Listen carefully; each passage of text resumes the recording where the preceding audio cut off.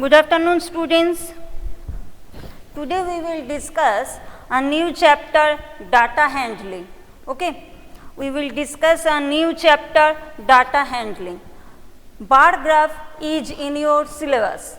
Okay, bar graph is in your syllabus. That is exercise 9.3 and exercise 9.4 are in your syllabus. Only bar graph is in your syllabus.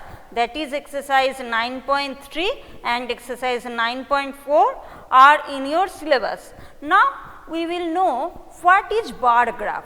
Okay. We will know what is bar graph. Bar graph is a method of representing data.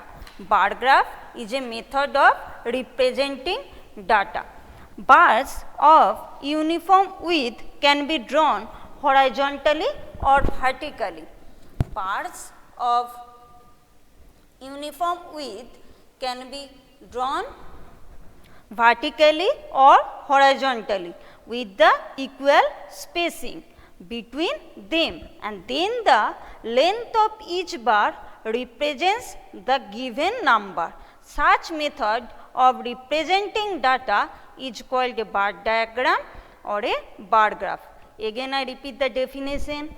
Bars of uniform width can be drawn horizontally or vertically with equal spacing between them, and then the length of each bar represents the given number. Such method of representing data is called a bar diagram or a bar graph. Now we will understand this by an example. Let us look at the example of vehicular traffic at a busy road crossing in Delhi. The number of vehicles passing through the crossing every hour from 6 am to 12 noon is shown in the bar graph. Okay. We look at the example of vehicular traffic at a busy road crossing in Delhi, and the number of vehicles passing through the crossing every hour from 6 am to 12 noon is shown in the bar graph, and here 1 unit length is equal to 100 vehicles. Okay. We draw the bar graph. 1 unit length is equal to 100 vehicles. Now we draw the bar graph. Okay. In this direction, we represent the number of vehicles. In this direction, we represent number of vehicles, and in this direction, we represent time intervals.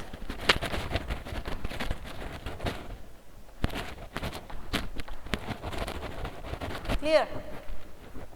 Now 1 unit length is equal to 100, so it is 100, it is 200, it is 300, it is 400 and it is 500. It is 6 to 7 am, it is 7 to 8 am, it is 8 to 9 am, it is 9 to 10 am, and it is 10 to 11 am, and finally it is 11 am to 12 noon. Clear? Now, suppose in 6 to 7 am, the number of vehicles passing through the crossing is 100. In 6 to 7 am, the number of vehicles passing through the crossing is 100. In 7 to 8 am, the number of vehicles passing through the crossing is 300. Okay.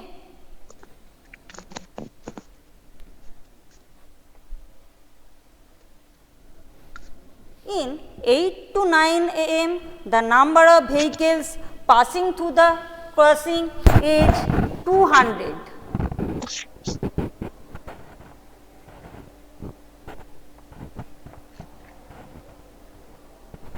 Okay. In 9 to 10 am, the number of vehicles passing through the crossing is 500.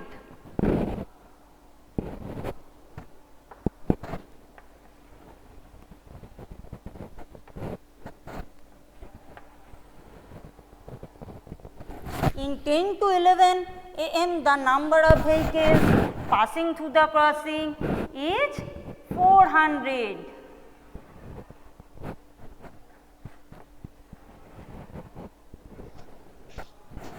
In 11 am to 12 noon, the number of vehicles passing through the crossing is 300. So, we draw this as. Now, the bar diagram is clear to everyone, and from this we can see that the maximum traffic is shown by the longest bar, that is 500 vehicles for the time interval 9 to 10 am. Okay. The maximum traffic is shown by the longest bar, that is 500 vehicles for the time interval 9 to 10 am. Next, the second longer bar, that is 400 vehicles is for 10 to 11 am. The second longer bar is for 10 to 11 am, and the minimum traffic is shown by the smallest bar, and the minimum traffic is shown by the smallest bar, that is 100 vehicles for the time interval 6 to 7 am. So, such method of representing data is called bar diagram. Understand? Now, it is clear to everyone. Again I repeat, we can see that the maximum traffic is shown by the longest bar, that is 500 vehicles for the time interval 9 to 10 am. The second longer bar, that is 400 vehicles is for 10 to 11 am, and the minimum traffic is shown by the smallest bar, that is 100 vehicles for the time interval 6 to 7 am. Clear? And such method of representing data is called bar diagram or bar graph. Okay. Now, we will do exercise 9.3, page 199, question number 2. Exercise 9.3.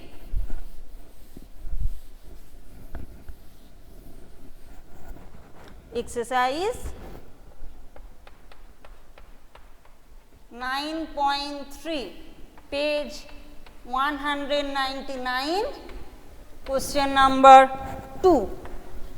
Observe the bar graph which is showing the sale of shirts in a ready-made shop from Monday to Saturday, and answer the following questions.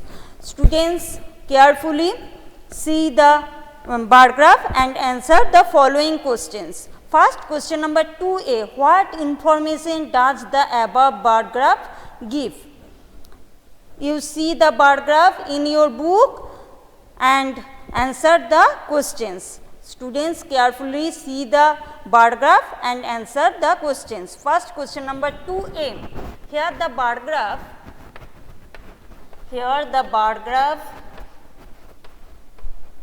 shows the number of shirts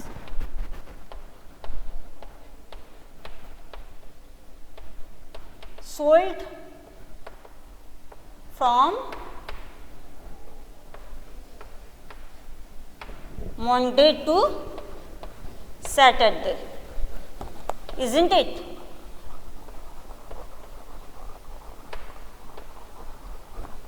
Clear?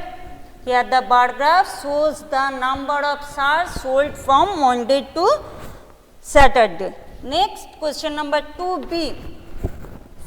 What is the scale chosen on the horizontal line representing the number of shirts? Here 1 unit is equal to 5 shirts. We see that 1 unit is equal to 5 shirts. Clear? Next, question number 2c. On which day were the maximum number of shirts sold? Can anybody answer this? On which day were the maximum number of shirts sold? The maximum number of shirts were sold on Tuesday. The maximum number of shirts were sold on Saturday. Sorry, the maximum number of shirts were sold on Saturday, because this is the longest bar. Okay, this is the longest bar. So the maximum number of shirts,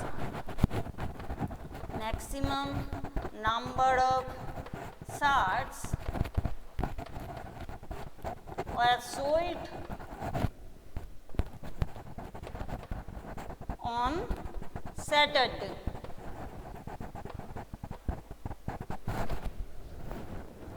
You can easily see this. How many shirts were sold on that day? How many shirts were sold on that day? Can anybody answer this? Observe the bar graph clearly and answer. How many shirts? Here we see that 60 shirts were sold on that day. 60 shirts were sold on that day. Next, question number 2d. On which day were the minimum number of shirts sold? On which day were the minimum number of shirts sold? The minimum number of shirts were sold on Tuesday. The minimum number of shirts were sold on Tuesday. Clear? Up to this portion, any problem? If you have any doubt, then you can ask me. Next, question 2e. How many shirts were sold on Thursday? How many shirts were sold on Thursday? We see that 35 shirts were sold on Thursday. Okay, 35 shirts were sold on Thursday. So write the answers in your copy. Yes, 35 shirts. Next, question number 3.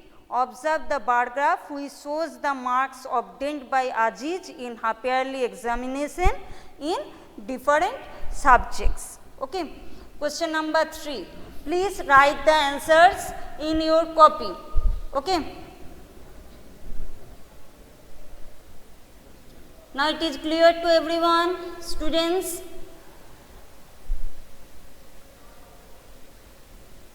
Prayasi, very good. Tanujit, very good. Nisad, very good. Okay. Next, question number 3. Observe the bar graph which shows the marks obtained by Aziz in half yearly examination in different subjects, and answer the following questions.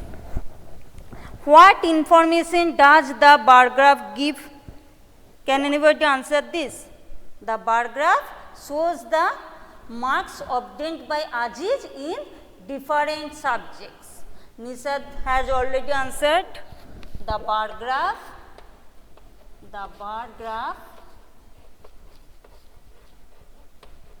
shows the marks obtained by Aziz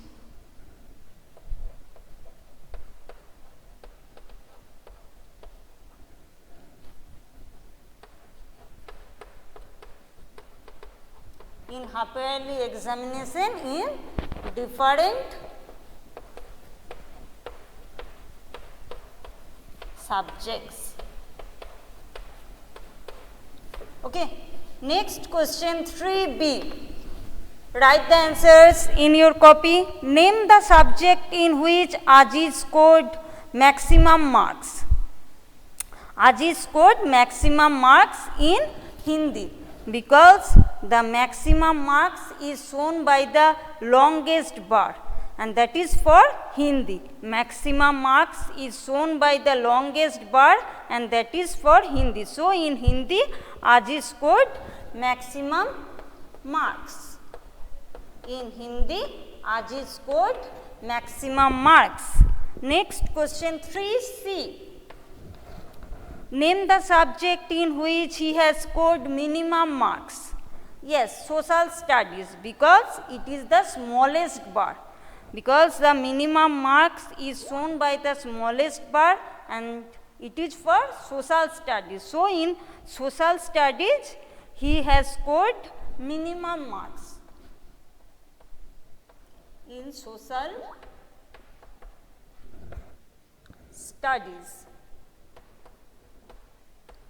Up to this portion, any problem? If you have any doubt, then you can ask me. Next, question number 3D. Question number 3D. Okay. State the name of the subjects and marks obtained in each of them. In Hindi, he scored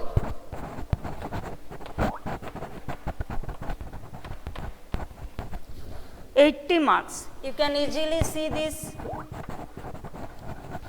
Observe the bar graph carefully.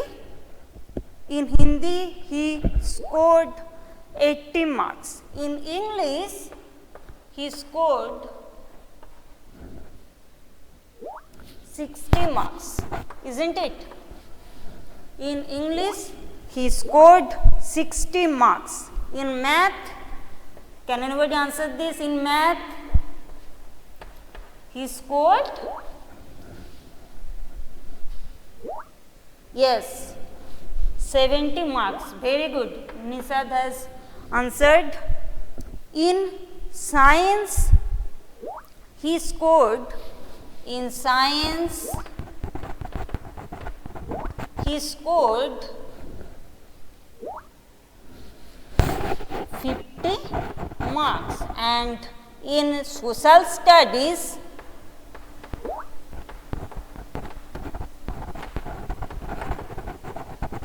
he scored, yes, 40 marks. Very good. Now, it is clear to everyone.